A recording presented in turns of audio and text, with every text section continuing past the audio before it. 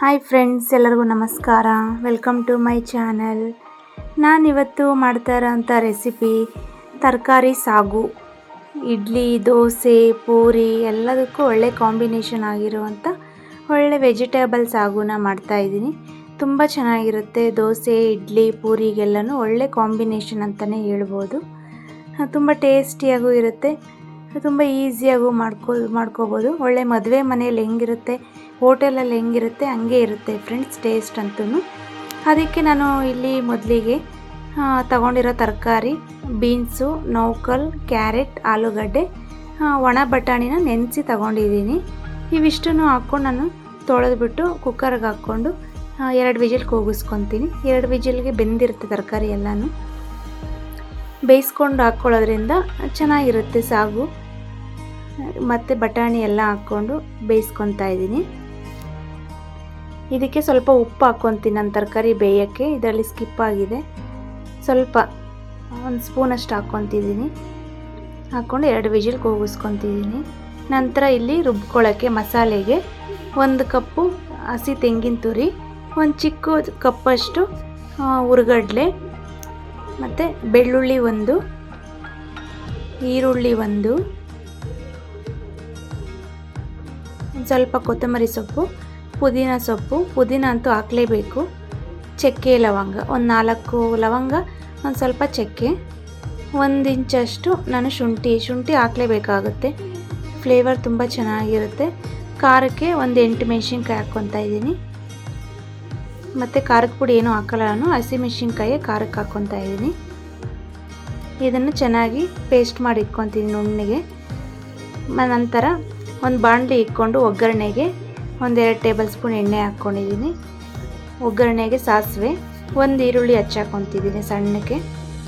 ಇದು ಈರುಳ್ಳಿ ಫ್ರೈ ಆದಮೇಲೆ ಚೆನ್ನಾಗಿ ಫ್ರೈ ಮಾಡ್ಕೊತಾ ಇದ್ದೀನಿ. ಫ್ರೈ ಆದಮೇಲೆ 1 ಟೊಮೊಟೊ ಸಣ್ಣಗೆ ಹಚ್ಚಿಬಿಟ್ಟು ಹಾಕ್ಕೊತಾ ಇದ್ದೀನಿ.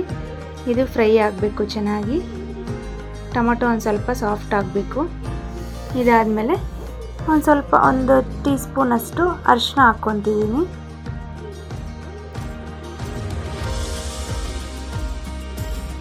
ಸ್ವಲ್ಪ ಅರಿಶಿನ ಹಾಕ್ಕೊಂಡು ಮಿಕ್ಸ್ ಮಾಡ್ಕೊತಾ ಇದ್ದೀನಿ. ನಂತರ ಏನು ಬೇಯಿಸಿಟ್ಕೊಂಡಿದೆ ತರಕಾರಿ ನೀರನ್ನು ಸಮೇತ ಹಾಕ್ತಾಯಿದ್ದೀನಿ ನಾನು. ಯಾಕಂದರೆ ನೀರನ್ನು ಸಮೇತ ಸೇರಿಸಿ ಹಾಕ್ತಾಯಿದ್ದೀನಿ ನಾನು.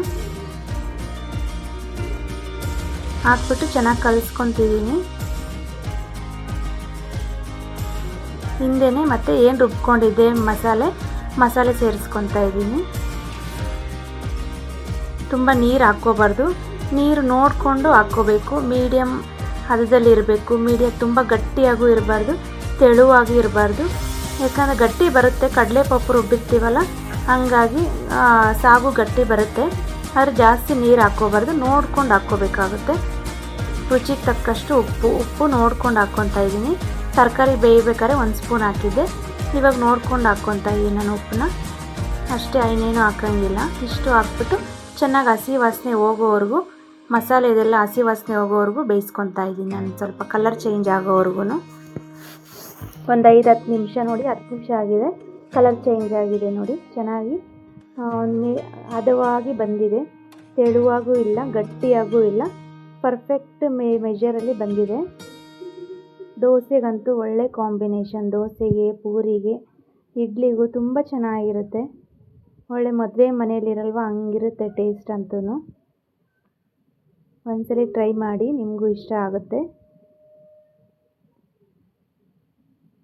ಪ್ಲೀಸ್ ನನ್ನ ಚಾನಲ್ನ ಸಬ್ಸ್ಕ್ರೈಬ್ ಮಾಡ್ಕೊಳ್ಳಿ ಫ್ರೆಂಡ್ಸ್. ಲೈಕ್ ಮಾಡಿ, ಶೇರ್ ಮಾಡಿ.